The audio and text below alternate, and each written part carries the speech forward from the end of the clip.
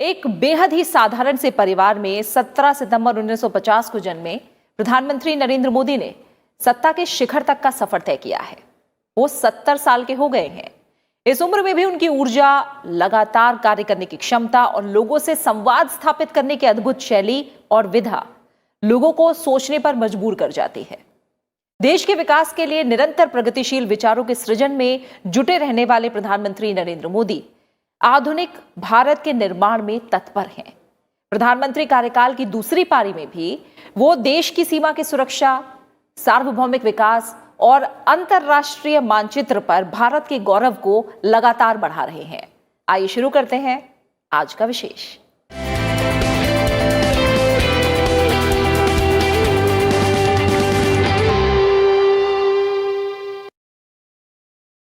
किसी भी देश का नेतृत्व जब ऐसे हाथ में हो जिसकी सोच रचनाशील और दृष्टि विकासशील हो, तो वो राष्ट्र विकास के हर स्तर पर तेज गति से आगे बढ़ता है। भारत के प्रधानमंत्री नरेंद्र मोदी न केवल अपनी सोच और दृष्टि से प्रगतिशील हैं, बल्कि अपने विचारों को जन जन तक पहुंचाने और उनसे जुड़ जाने की कला में भी बेहद सामर्थ्यवान हैं। भारतीय राजनीति के इतिहास में विरले ही ऐसे राजनेता हुए हैं जिनकी कही हर बात जनता अपने सर आंखों पर लेती है।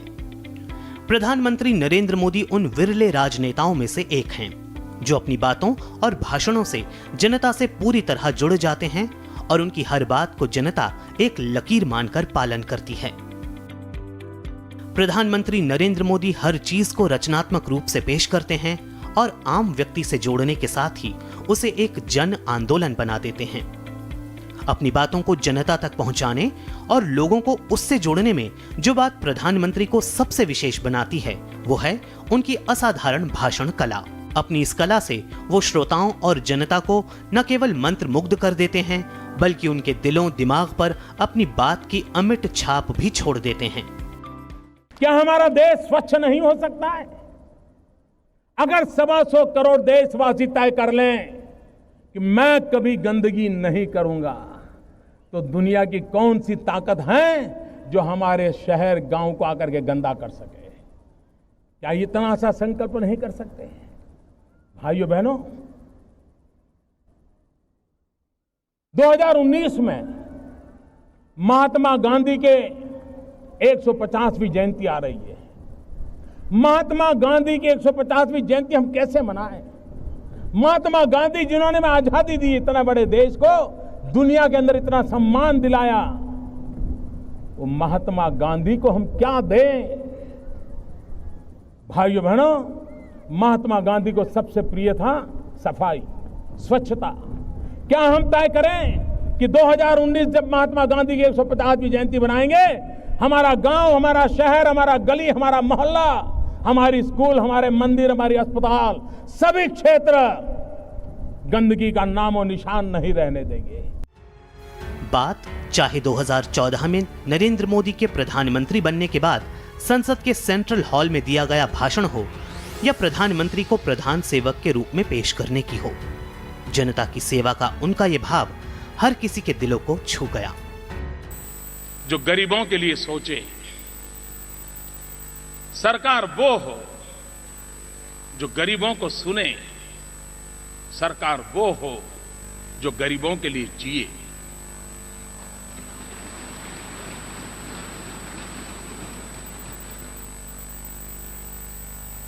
और इसलिए नई सरकार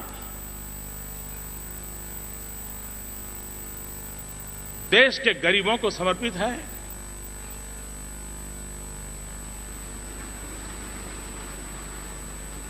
देश के कोटि कोटि युवकों को समर्पित हैं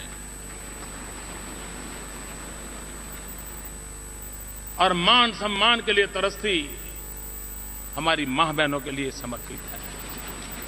प्रधानमंत्री नरेंद्र मोदी की ये खासियत है कि वो औपचारिक होकर बोलने को तरजीह नहीं देते और यही बात उनको बेहतरीन कम्युनिकेटर बनाती है। वो कहते हैं कि हमें लाइफ को एक फाइल में रखने की जरूरत है। केवल सुविधाएं बढ़ाना काफी नहीं, हमें लोगों के जीवन में गुणवत्ता भी बढ़ानी होगी। मैं गरीबों का एम्पावरमेंट करके गरीबी से लड़ाई लड़ने के लिए मेरे साथियों की एक नई फौज तैयार करना चाहता हूं, जो फौज गरीबों से निकली होगी और गरीबी के खिलाफ लड़ाई लड़ेगी और तब जाकर के गरीबी मिटेगी।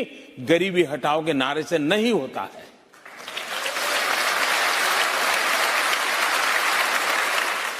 लीडरशिप खुद तो जो करती है वो करती ही है, लेकिन उसके साथ साथ लीडरशिप जो है वो इंस्पिरेशन देती है। तो ऐसी इंस्पिरेशन देने वाली लीडरशिप आज देश के सामने है। मंच देशी हो या विदेशी, प्रधानमंत्री मोदी ने हमेशा अपने आचरण और कथनों से भारत के लोकतंत्र की ताकत को नया आयाम दिया है। जब वो कहते हैं कि लोकतंत्र में जनता जनार्दन ईश्वर का रूप है, वो फैसला कर ले तो एक चाय बेचने वाला भी उनका प्रतिनिधि बनकर रॉयल पैलेस में हाजिरी लगा सकता है। तो देश के लोकतंत्र की ताकत को सहज शब्दों में ही बयां कर जाते हैं। और लोकतंत्र में अगर जनता जनार्दन जो ईश्वर का रूप है वो फैसला कर ले तो फिर एक चाय बेचने वाला भी उनका प्रतिनिधि बनकर के रॉयल पैलेस में हाथ मिला सकता है। मैं मानता हूं जिस दिन मेरी बेसब्री खत्म हो जाएगी उस दिन मैं इस देश के काम नहीं आऊंगा। मैं चाहता हूं मेरे भीतर वो बेसब्री बनी रहनी चाहिए, क्योंकि वो मेरी ऊर्जा है, वो मुझे ताकत देती है, मुझे दौड़ाती है। हर शाम सोता हूं तो दूसरे दिन का सपना लेकर के सोता हूं और सुबह उठता हूं तो लग पड़ता हूं। अपनी बातों को प्रभावी और स्पष्ट तरीके से रखने की कला भी उन्हें खूब आती है। कड़ी से कड़ी बात को सहज शब्दों में कह जाने से वो गुरेज नहीं करते। जब वो कहते हैं कि मुझे किताब पढ़कर गरीबी सीखनी नहीं पड़ी है, मैंने उस जिंदगी को जिया है और फकीरी को इंजेक्ट नहीं किया जा सकता है, ये इनबिल्ट होती है। मैं अभाव में पैदा हुआ, इसलिए मुझ पर किसी भी चीज का प्रभाव नहीं होता है। तो वो देश के करोड़ों दबे कुचलों, शोषितों और वंचितों की आवाज बुलंद कर जाते हैं और ये बात करोड़ों लोगों को उनसे जोड़ देती है। अपने भाषणों के जरिए लोगों से संबंध बनाने की कला में माहिर प्रधानमंत्री मोदी पर देश के आम लोगों का भरोसा और उम्मीद कायम है।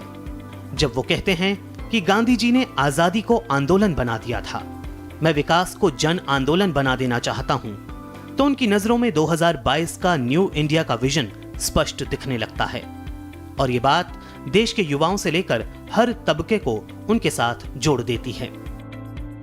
अलंकार और बनावट से हटकर प्रधानमंत्री मोदी का सरल संवाद उन्हें सबसे अलग बनाता है और असरदार भी।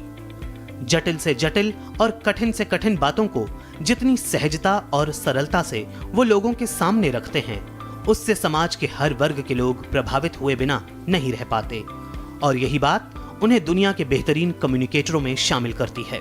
Bureau report, Rajya Sabha TV. प्रधानमंत्री नरेंद्र मोदी का जनसंवाद और लोगों की प्रतिक्रिया हर मौके पर बेमिसाल साबित हुई है। प्रधानमंत्री की लोकप्रियता और लोगों पर उनकी बातों का असर ये रहा है कि जब भी प्रधानमंत्री ने देश की जनता से कोई अपील की है, तब जनता ने उनका पूरा सहयोग किया है। अपने संदेशों और उस पर अमल के जरिए प्रधानमंत्री नरेंद्र मोदी पूरे देश को एकजुट करने में कामयाब रहे हैं।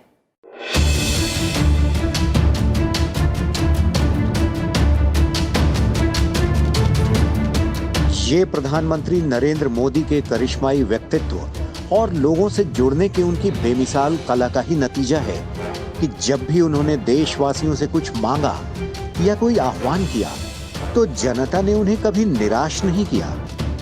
कोरोना महामारी काल में भी प्रधानमंत्री नरेंद्र मोदी और देश की जनता के बीच मजबूत संबंधों की बानगी खूब देखने को मिली।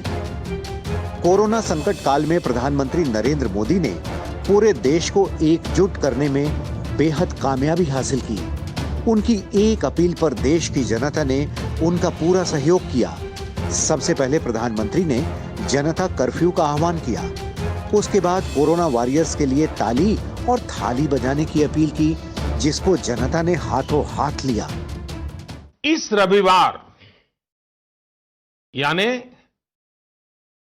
2 दिन के बाद 22 मार्च को 22 मार्च रविवार को सुबह 7 बजे से रात 9 बजे तक सभी देशवासियों को जनता कर्फ्यू का पालन करना है।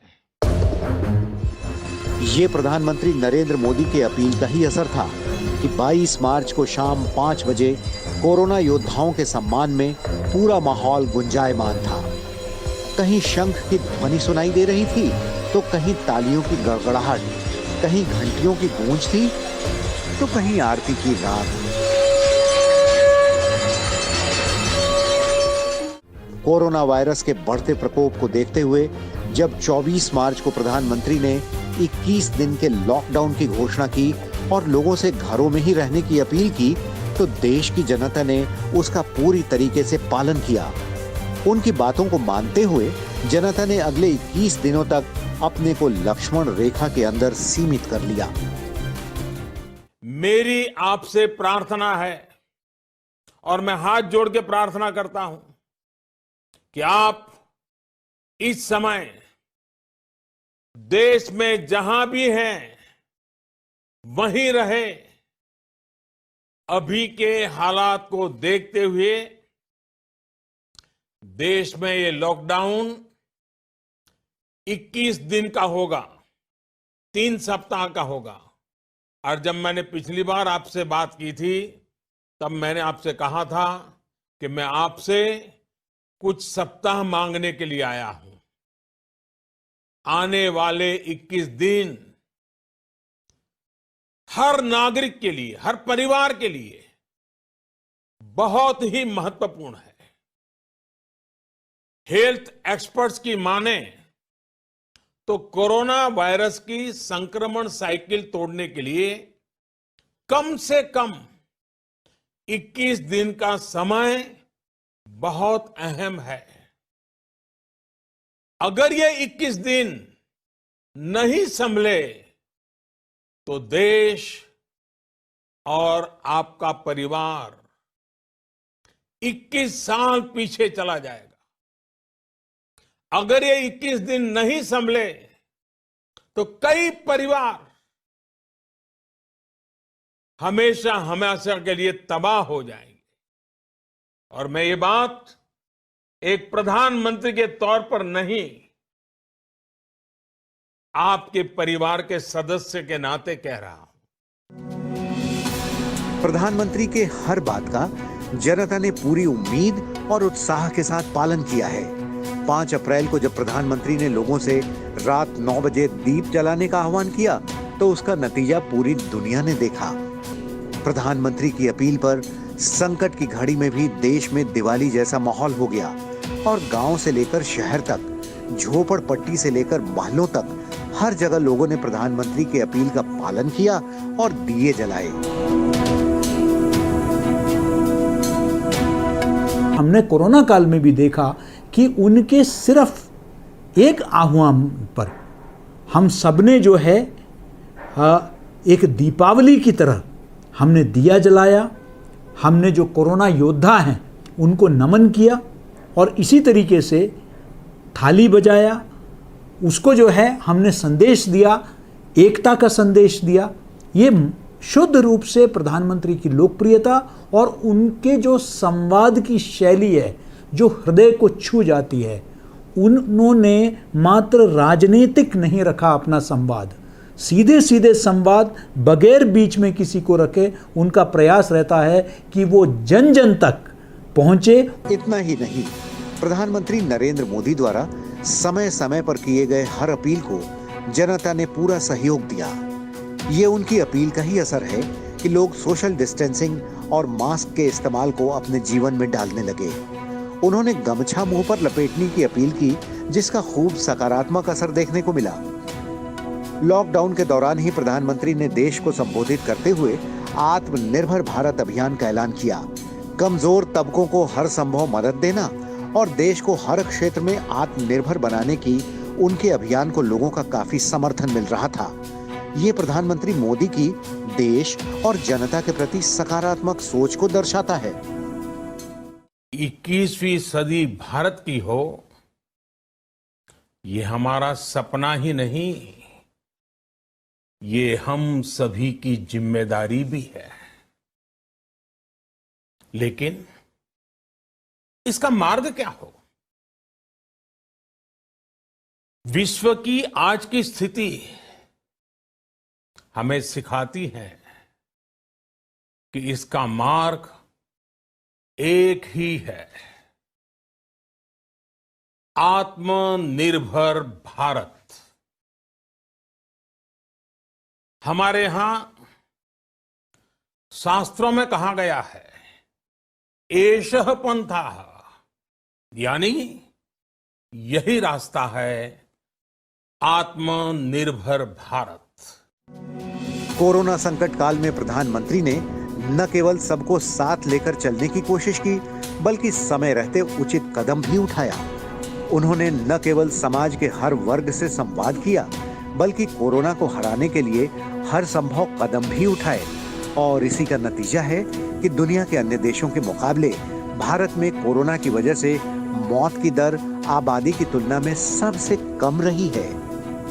Bureau report, Rajya Sabha TV. प्रधानमंत्री नरेंद्र मोदी के व्यक्तित्व में कई ऐसे पहलू हैं जो उन्हें करिश्माई नेता साबित करते हैं। चाहे देश के हर नागरिक के स्वास्थ्य की चिंता हो या फिर प्रकृति के साथ तालमेल करके विकास पर जोर देने की अपील, उन्हें अलग बनाता है। प्रकृति से प्रेम, योग और आध्यात्म से जुड़ाव उनके जीवन शैली का अभिन्न अंग है।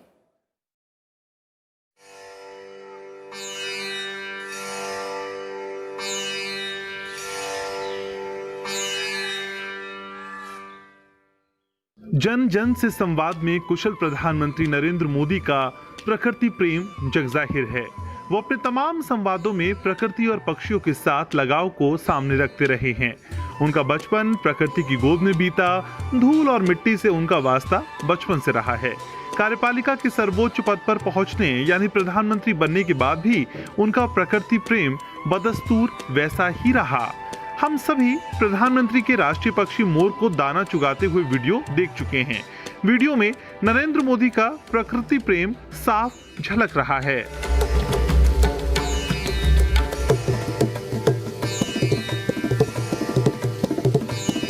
प्रधानमंत्री नरेंद्र मोदी पर्यावरण को लेकर हमेशा से संजीदा रहे हैं। अनेक मंचों से उन्होंने ये पर्यावरण को लेकर अपने विजन को भी दुनिया के सामने रखा है। नरेंद्र मोदी पर्यावरण को लेकर convenient action Gujarat response to challenges of climate change और convenient action continuity for change शीर्षक से 2 किताबें लिख चुके हैं। इसमें उन्होंने पर्यावरण को लेकर अपने विजन को रेखांकित किया है। पूरी दुनिया जलवायु परिवर्तन की समस्या से जूझ रही है। ऐसे में प्रधानमंत्री नरेंद्र मोदी ने एक कदम आगे बढ़ते हुए क्लाइमेट जस्टिस यानी जलवायु न्याय की बात की। प्रधानमंत्री का हमेशा से इस बात पर जोर रहा कि जलवायु परिवर्तन के खिलाफ लड़ाई को मानवीय मूलों से जोड़ा जाए। There are several plants and animals out there that need our help. What is it that we can do? Either through technology or human action to give them a fresh lease of life so that they can add beauty and diversity to our planet. Also, there is a very old debate, development or environment. And both sides present views as if each is mutually exclusive. प्रधानमंत्री नरेंद्र मोदी सिर्फ देश के बारे में नहीं सोचते, उनकी सोच संपूर्ण मानव अस्तित्व और ब्रह्मांड को एक साथ लेकर चलती है। प्रधानमंत्री का मानना है कि पूरी दुनिया के लिए बेहतर भविष्य हम तभी बना सकते हैं जब पारंपरिक ऊर्जा स्रोतों की बजाय स्वच्छ और साफ सुथरी ऊर्जा के उपयोग को बढ़ावा दें। इसके लिए उन्होंने पूरी दुनिया को एकजुट होने का आह्वान किया। बेहतर भविष्य के लिए सौर ऊर्जा का उपयोग करने के लिए अंतर्राष्ट्रीय सौर गठबंधन के शुभारंभ का बीड़ा उठाया और आज दुनिया के 102 से ज्यादा देश इस मुहिम से जुड़ गए हैं। जो आखिरी छोर का व्यक्ति है, जो वंचित है, जो गरीब है, वो इन सारी परिस्थितियों का शिकार होता है। अगर हम कल्याण के लिए सोचते हैं, हम समाज जीवन के आखिरी छोर पर बैठे हुए इंसान के लिए सोचते हैं, तो जैसे और चीजों पर बल देने की आवश्यकता है, उतनी ही प्रकृति की रक्षा पर भी बल देने की बहुत आवश्यकता है। और उस काम में भारत पूरी तरह आपके साथ है। दुनिया जो चाहता है उसमें भारत कंधे से कंधा मिलाकर चलने के लिए तैयार है। प्रकृति और पर्यावरण को बेहद करीब से दिखाने वाले डिस्कवरी चैनल के मशहूर टीवी कार्यक्रम मैन वर्सेस वाइल्ड के स्पेशल एपिसोड भी प्रधानमंत्री नरेंद्र मोदी का प्रकृति प्रेम साफ दिखाई दिया। सदियों से योग और आध्यात्म भारतीय संस्कृति के अभिन्न अंग रहे हैं। नरेंद्र मोदी ने जीवन के हर पड़ाव पर योग और आध्यात्म को अपनाया। जब 2014 में वो देश के प्रधानमंत्री बने तो पूरी दुनिया में योग को एक नई पहचान दिलाने का बीड़ा उठाया। उनके ही अथक प्रयासों का नतीजा था कि संयुक्त राष्ट्र से दिसंबर 2014 को 21 जून को अंतर्राष्ट्रीय योग दिवस को मनाने के प्रस्ताव को मंजूरी मिली। अंतर्राष्ट्रीय योग दिवस 2015 से हर साल 21 जून को मनाया जाता है। प्रधानमंत्री का मानना है कि योग ने पूरी दुनिया को एक सूत्र में बांधा है। प्रधानमंत्री अक्सर योग करते हुए वीडियो जारी करते हैं।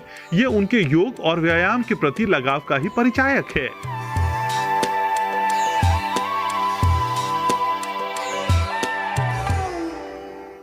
दुनिया भर के लोगों का my life my yoga video blogging competition में हिस्सा लेना इस बात को दिखाता है कि योग के प्रति उत्साह कितना बढ़ रहा है, कितना व्यापक है। खुद का स्वास्थ्य ठीक रहे तभी हम देश समाज के विकास में योगदान दे सकते हैं। नरेंद्र मोदी का ये शुरू से मानना रहा है। देश के हर नागरिक तक स्वास्थ्य सेवा पहुंचे, इस लक्ष्य को लेकर प्रधानमंत्री आगे बढ़े। गरीबों तक बेहतर डॉक्टर और दवाइयों की सुविधा पहुंचे, इसके लिए उन्होंने स्वास्थ्य नीतियों में बदलाव पर जोर दिया। इसी का नतीजा था कि सितंबर 2018 में दुनिया के सबसे बड़े स्वास्थ्य कवरेज योजना की शुरुआत भारत में हुई। देश की सबसे बड़ी स्वास्थ्य योजना आयुष्मान भारत गरीबों और वंचितों को ध्यान में रखकर शुरू की गई। ये प्रधानमंत्री नरेंद्र मोदी की संवेदनशीलता का भी परिचायक है। गरीबों तक सस्ती दवाइयां पहुंचे, इसके लिए उन्होंने जेनेरिक दवाइयों की पहुंच को गांव-गांव तक सुनिश्चित करने पर जोर दिया। देश के कोने-कोने में प्रधानमंत्री जन औषधि केंद्र खोले गए। कुदरत से लगाव प्रधानमंत्री नरेंद्र मोदी के व्यक्तित्व का हमेशा से बेजोड़ पक्ष रहा है और उनके कार्यप्रणाली में इसकी झलक हमेशा हम देखते रहे हैं। Bureau report, Rajya Sabha TV. प्रधानमंत्री नरेंद्र मोदी की सामाजिक समझ भी उनके व्यक्तित्व को निखारती है। बचपन से अपने आसपास जिन सामाजिक मुद्दों ने उनके दिमाग पर असर डाला, प्रशासनिक पद पर आने के बाद उन्होंने उन मुद्दों के समाधान के लिए लगातार कोशिशें की। प्रधानमंत्री नरेंद्र मोदी ने समय समय पर कई सामाजिक विषयों को उठाया है, जिससे जनता उन्हें हमेशा अपने साथ अनुभव करती आ रही है।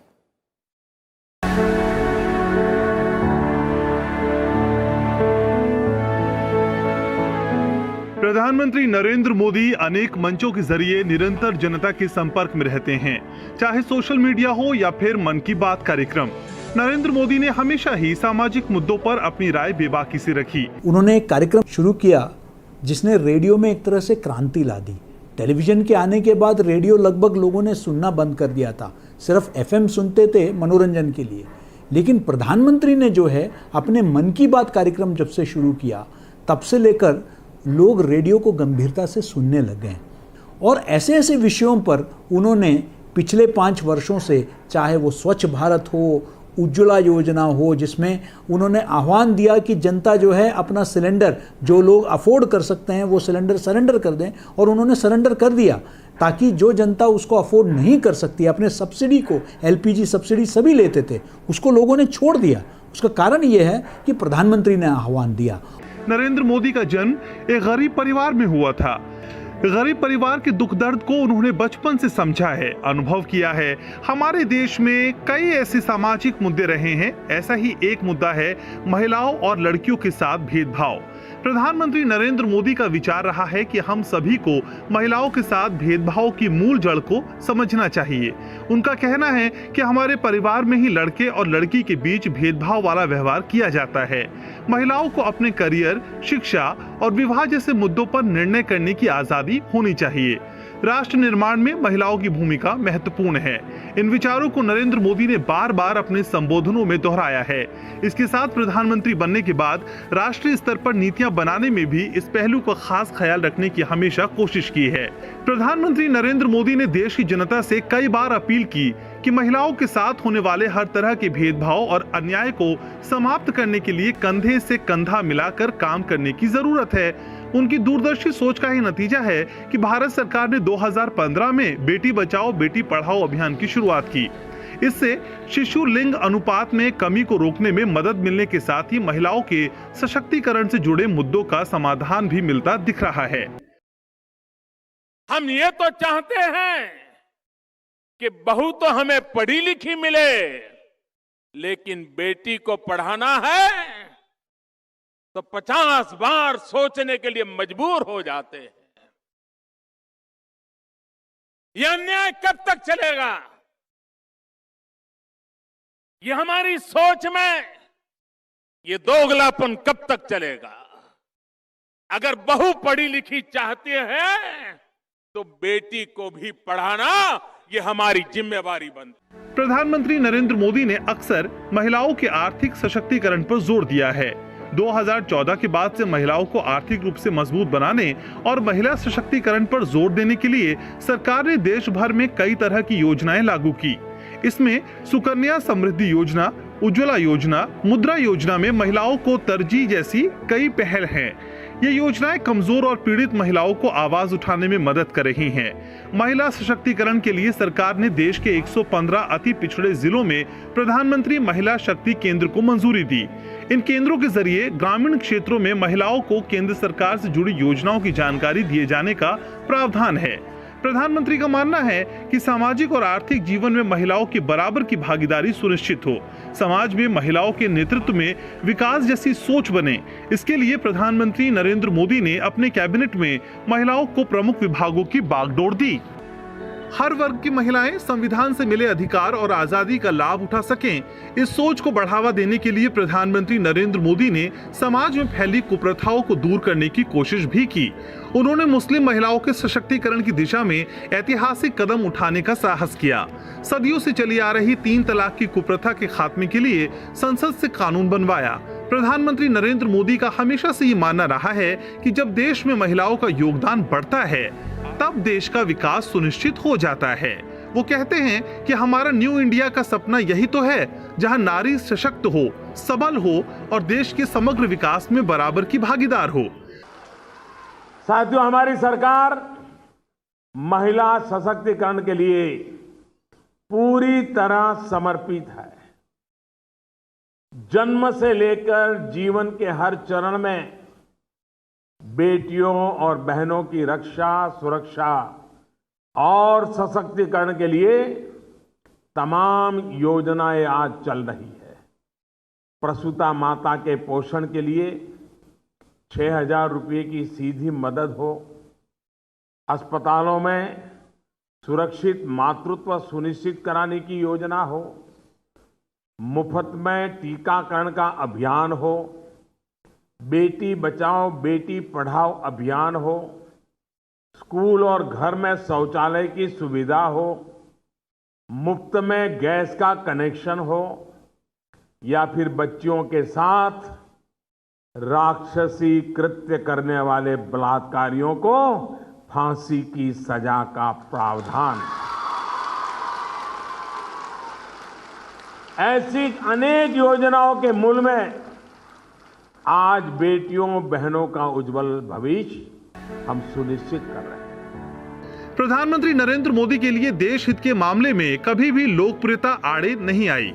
उनकी इस खासियत से आज पूरी दुनिया वाकिफ है। चाहे वो सर्जिकल स्ट्राइक जैसा देश की संप्रभुता से जुड़ा फैसला हो या भ्रष्टाचार के समूल नाश के लिए लिया गया नोटबंदी का निर्णय, प्रधानमंत्री नरेंद्र मोदी के लिए देश हित सर्वोपरि है। देश की जनता को ढेरों टैक्स से मुक्ति दिलाने के लिए लिया गया निर्णय जीएसटी भी ऐसे ही वर्ग में आता है। ये सभी फैसले उनकी दूरदर्शिता को दिखाते हैं। जीएसटी न्यू इंडिया की एक टैक्स व्यवस्था है। जीएसटी डिजिटल भारत की टैक्स व्यवस्था है। जीएसटी सिर्फ ईज ऑफ डूइंग बिजनेस नहीं है, GST way of doing business की भी एक दिशा दे रहा है। जीएसटी सिर्फ एक टैक्स रिफॉर्म नहीं है, लेकिन वो आर्थिक रिफॉर्म का भी एक अहम कदम है। जीएसटी आर्थिक रिफॉर्म से भी आगे एक सामाजिक रिफॉर्म का भी एक नया तबका जो एक ईमानदारी के उत्सव की दिशा में ले जाने वाला ये बन रहा है। कानून की भाषा में GST goods and service tax के रूप में जाना जाता है, लेकिन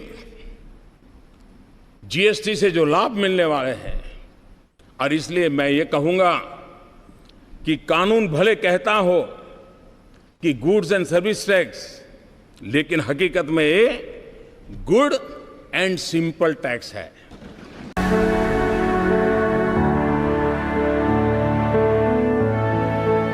प्रधानमंत्री मोदी का हमेशा से ये सपना रहा है कि भारतीय युवा अपनी सामर्थ्य को पहचाने, वो काम मांगने वाला नहीं बल्कि काम देने वाला बने। देश के युवाओं की, विशेषकर ग्रामीण युवाओं की रोजगार संबंधी निर्भरता को समाप्त किया जा सके, इसलिए skill India, make in India, startup India जैसी योजनाएं बनाई गई। Bureau report, Rajya Sabha TV. प्रधानमंत्री नरेंद्र मोदी देश की सबसे ज्यादा लोकप्रिय शख्सियतों में से एक हैं, लेकिन एक मामूली सा चाय बेचने वाला बालक इतने बड़े मकाम तक कैसे पहुंचा, ये सबके लिए कौतूहल का विषय रहता है। जाते जाते एक नजर डालते हैं प्रधानमंत्री नरेंद्र मोदी के जीवन सफर पर। नमस्कार।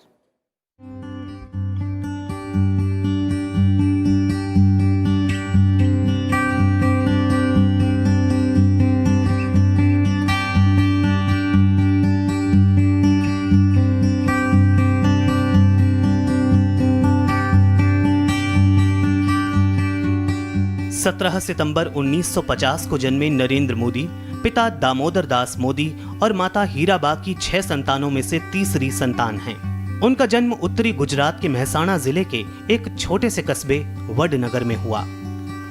नरेंद्र मोदी के जीवन का शुरुआती दौर इसी वडनगर में गुजरा। उनका परिवार समाज के काफी कमजोर तबके से था। 2 वक्त का भोजन जुटाने के लिए भी परिवार को संघर्ष करना पड़ता। उनके पिता स्थानीय रेलवे स्टेशन पर चाय की दुकान पर चाय बेचते थे। शुरुआती वर्षों में नरेंद्र मोदी इसी चाय की दुकान पर अपने पिता का हाथ बटाते थे। संघर्षों के इन दिनों का नरेंद्र मोदी के जीवन पर गहरा प्रभाव पड़ा। बड़ी मुश्किल से नरेंद्र मोदी ने अपनी पढ़ाई, जीवन के संघर्षों और पिता के चाय स्टॉल में मदद की जिम्मेदारी के बीच संतुलन स्थापित किया। हालांकि इन मुश्किल हालातों में भी उनके सहपाठी नरेंद्र मोदी को एक मेधावी और मेहनती छात्र के तौर पर याद करते हैं। कहते हैं, बचपन में नरेंद्र मोदी का सपना था कि वो सेना में भर्ती हों, लेकिन भाग्य ने उनके लिए कुछ सोच रखा था। 1967 में नरेंद्र मोदी ने हायर सेकेंडरी की पढ़ाई पूरी की। कहते हैं, उनके अध्यापकों ने उन्हें एक औसत छात्र बताया, लेकिन प्रतिभाशाली तर्कशील वक्ता भी कहा। इसके बाद वो अहमदाबाद चले गए और राष्ट्रीय स्वयंसेवक संघ से जुड़ गए। उन्होंने स्नातक की परीक्षा दिल्ली विश्वविद्यालय से राजनीतिक विज्ञान में 1978 में की, जबकि 1983 में उन्होंने गुजरात विश्वविद्यालय से राजनीति विज्ञान में ही स्नातकोत्तर किया। संघर्षों की बचपन की सीख उनके राजनीतिक जीवन में अब काम आ रही थी। वो आरएसएस के मजबूत स्तंभ के तौर पर उभरते जा रहे थे। 1975 के आपातकाल के दौरान उन्हें भूमिगत होना पड़ा, लेकिन इस दौरान उन्होंने अपनी कुशाग्र बुद्धि से सरकार विरोधी पर्चे छापना और उन्हें बांटना जारी रखा। नरेंद्र मोदी 1987 में बीजेपी से जुड़े। 1987 के अहमदाबाद स्थानीय चुनाव के लिए प्रचार करना उनकी पहली जिम्मेदारी थी। एक जोशीले प्रचार अभियान ने इस चुनाव में बीजेपी की जीत पक्की कर दी। उनकी विशेष संगठन शैली और नेतृत्व को देखते हुए वो 1990 में गुजरात विधानसभा चुनाव के लिए रणनीति बनाने वाली मुख्य टीम का हिस्सा बनाए गए। इस चुनाव ने 1 दशक पुराने कांग्रेस शासन का अंत कर दिया। राज्य में कांग्रेस ने 1980 में 141 और 1985 में 149 सीटें जीती थीं, लेकिन 1990 में कांग्रेस का आंकड़ा घटकर 33 सीटों पर आ गया। बीजेपी को 67 सीटों पर सफलता मिली और पार्टी चिमन भाई पटेल के साथ गठबंधन सरकार में शामिल हुई। हालांकि गठबंधन कुछ समय तक ही चला, लेकिन बीजेपी गुजरात में एक बड़ी शक्ति के रूप में उभर कर सामने आई। नरेंद्र मोदी 1995 के विधानसभा चुनावों के प्रचार अभियान में सक्रिय रूप से शामिल थे। इस बार बीजेपी ने पहली बार सभी 182 सीटों पर चुनाव लड़ने का फैसला किया और नतीजे ऐतिहासिक रहे। पार्टी को 121 सीटों पर जीत मिली और बीजेपी ने सरकार बना दी। साल 1996 में नरेंद्र मोदी बीजेपी के राष्ट्रीय सचिव के रूप में दिल्ली आए और उन्हें पंजाब, हरियाणा, हिमाचल प्रदेश और जम्मू कश्मीर जैसे महत्वपूर्ण उत्तर भारतीय राज्यों का प्रभार सौंपा गया। इस बीच उनकी नेतृत्व क्षमता का सबसे बड़ा इनाम उन्हें 2001 में उस वक्त मिला जब तत्कालीन प्रधानमंत्री अटल बिहारी वाजपेयी ने उन्हें गुजरात की कमान संभालने का न्योता दिया। शुरुआत में नरेंद्र मोदी इस ऑफर से असहज थे क्योंकि वो एक लंबे वक्त से गुजरात से बाहर थे, लेकिन खुद अटल बिहारी वाजपेयी से मिले इस सम्मान को वो ठुकरा न सके और इस तरह 7 अक्टूबर 2001 को नरेंद्र मोदी ने गुजरात के 14वें मुख्यमंत्री के तौर पर शपथ ली। वो राज्य की सबसे अधिक समय तक सेवा करने वाले मुख्यमंत्री बने। उन्होंने 2001 से